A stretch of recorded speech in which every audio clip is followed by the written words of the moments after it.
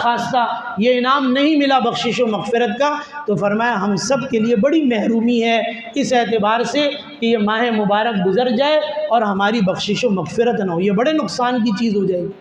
तो फरमाया इसीलिए इस चीज़ का अहतमाम, इससे मुतालिक आखिरी जो गुजारिशात है कुछ इसमें जो गुज़िश्ता जुम्मों में मज़मून चल रहा था आगे इलेक्शन के हवाले से और वोट के हवाले से मैं ये बात अर्ज़ करता रहा कि उसमें बुनियादी तौर पर जो बात मैं अर्ज़ करना चाह रहा था वो बुनियादी रहनुमाई है इसके अंदर मेरे लिए भी, और वक्त के हिसाब से चीज़ों को देखना, उसके शरई अहकामात और उनके मसाइल को देखना मेरे लिए भी ज़रूरी है। और उससे मुताल्लिक़ जो ज़रूरी गुजारिशात हैं वो भी मैं चाहता हूँ आप हज़रात के सामने अर्ज़ कर दूँ इंशाअल्लाह। एक तो इसके अंदर भी मैं गुज़िश्ता जुम्मों में भी ये बात अर्ज़ करता रहा कि इसमें भी खूब दुआओं का अहतमाम से न, जैसी फ़िज़ा बनी हुई है पूरे मुल्क के अंदर, शहर के अंदर, इसमें अल्लाह रब्बुल इज़्ज़त से मांगे अल्लाह रब्बुल इज़्ज़त अमन व अमान को कायम रखे। सही ना, हर एक का जान माल बड़ा कीमती है भाई, अल्लाह रब्बुल इज़्ज़त सबकी हिफाजत फरमाए इस चीज़ के अंदर और अमन व अमान के साथ ये चीज़ें हो जाए। आइंदा हफ्ते इंशाअल्लाह ज़िंदगी रहेगी और ये वक्त अगर ये हो जाता है सही है ना, क्योंकि अब वो लोग पूछते भी भाई होगा नहीं होगा, तो बहरहाल ये भी चीज़ है कि भाई यहाँ तो अब तरावी पढ़ ली, सब चीज़ें हो गई और फिर रात को 12 बजे चाँद निकल आता है। सही, कभी ऐसा हो गया घर चले गए और फिर रात को 10 बजे रमज़ान का चाँद निकलता है। खैर शहादतों के मामलात हैं, वो चीज़ें अपनी जगह पर है उसमें।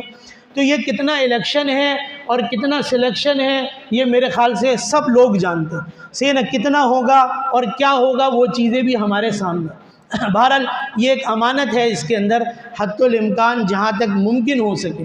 ज़ाहिर बात है मैं नहीं कहूँगा कि इसको करना फ़र्ज़ और वाजिब है, मुफ्तियाने कराम के फ़तवे इसके ऊपर मौजूद हैं, मुख्तलिफ़ मकातिब फ़िक्र के भी, लेकिन मैं ये कहूँगा हद्दुल इम्कान अगर जहाँ तक मुमकिन हो सके इस हक़ को और अपनी इस चीज़ को, इस अमानत को इस्तेमाल करने की कोशिश करें इसके अंदर। उसमें एक बात इसके अंदर जो चीज़ें अब चल रही हैं पूरे मुल्क के अंदर ही, ये बात मैंने गुज़िश्ता हफ़्ते भी अर्ज़ की थी कि जो है इख्तिलाफ़ राय होना, इसमें तो कोई ऐसी ऐब की बात नहीं, बुरी बात नहीं। आप किसी की राय से या किसी के अमल से भी इख्तिलाफ़ कर सकते हैं, लेकिन ये इख्तिलाफ़ात हमारे यहाँ ऐसी बुनियादों पर हो गए और इस अंदाज़ में हो रहे हैं या होते हैं कि जिसके अंदर हम ज़ातियात पर उतर आते हैं।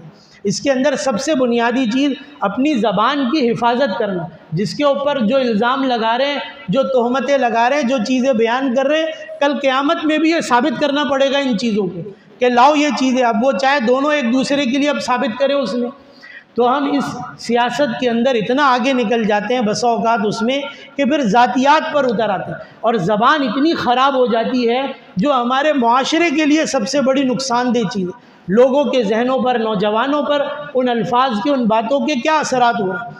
तो ये चीज़ें भी संभल के करना, कल क़यामत में भी ज़बान से बोले हुए एक एक लफ्ज़ का भी हिसाब देना पड़ेगा कल क़यामत में भी।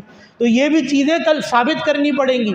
आज दुनिया के अंदर ये चीज़ें अच्छी लग रही है, आज दुनिया में लग रहा है बड़ी अच्छी तकरीर कर दी और ये चीज़ें हो गई, लेकिन कल अल्लाह के सामने भी ये चीज़ें साबित करनी पड़ेंगी इसके अंदर। उसमें दूसरी बड़ी चीज़ इसके अंदर की ये बड़ी अमानत है, इसलिए इस चीज़ का बड़ा ख्याल करना।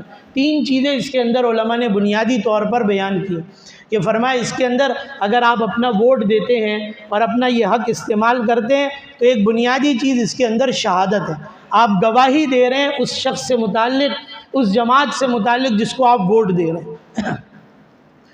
तो एक तो गवाही है, फरमाया झूठी गवाही, फरमाया ये शिर्क के बराबर गुनाह इसको करार दिया गया और जो है वो बड़े कबायर गुनाह के अंदर इसको बयान किया हदीस मुबारक में आप अलैहिस्सलातु वस्सलाम ने।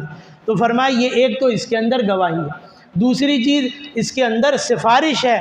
आप जिसके हक़ में वोट दे रहे हैं, जिस नुमाइंदे को, जिस भी जमात को, तो आप उस नुमाइंदे की भी और फरमाया उस जमात की भी गोया सिफारिश कर रहे हैं इज्तिमाई तौर पर भी कि ये क्या करें, हमारी नुमाइंदगी करे इसके अंदर।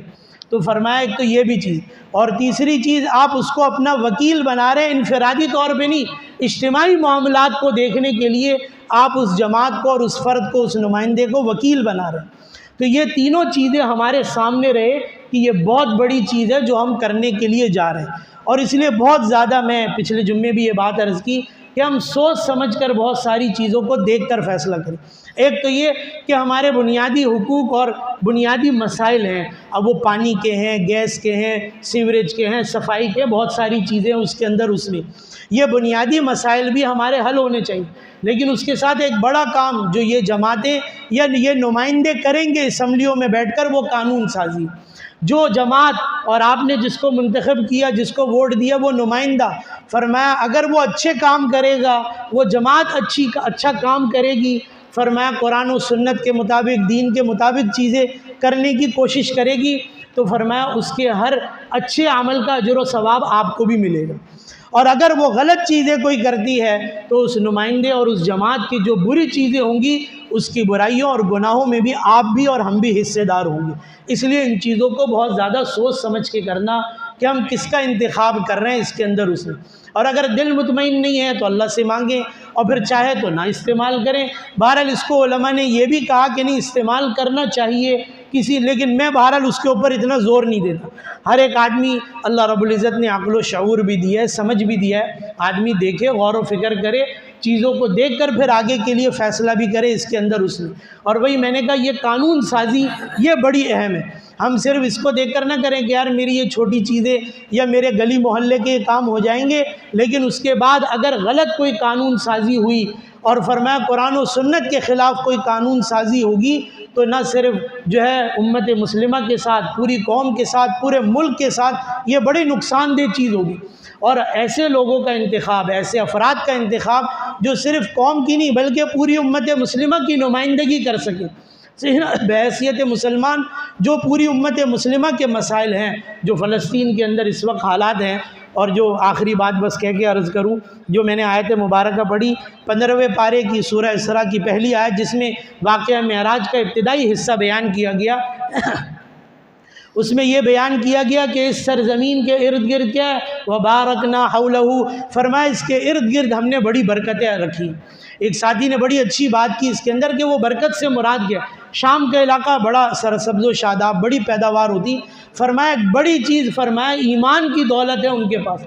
सोचे सही, इतनी कुर्बानियों के बाद, इतनी शहादतों के बाद भी, फरमाया जो लोग लड़ रहे हैं, हमास लड़ रही है, तो भी फ़लस्तीन के लोग उनसे कोई शिकायत नहीं कर रहे, अपनी जानों के नजराने दे रहे हैं। पिछले जुम्मों में भी ये बात मैं अर्ज़ कर चुका कि उन लोगों को बड़ा सलाम है, उन औरतों को, उन बच्चों को, उन जवानों को, उन बूढ़ों को जो अपने कंधों पर अपनों के जनाजे उठा रहे हैं, लेकिन इस जंग को लेकर चल रहे। और ये इतनी आसानी से अब ख़त्म नहीं होगी ये चीज़, बड़ी तैयारी के बाद ये चीज़ शुरू की है। और जंग बंदी का ऐसा कोई उनका वैसा मामला भी नहीं।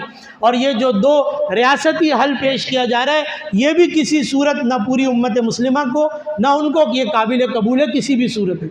तो पूरी उम्मत मुस्लिमा की नुमाइंदगी कर सके इसके अंदर उसमें, ये चीज़ भी बड़ी अहम है। अल्लाह रब्बुल इज़्ज़त हमें समझने की और इन चीज़ों पर अमल करने की तौफ़ीक़ अता फ़रमाए।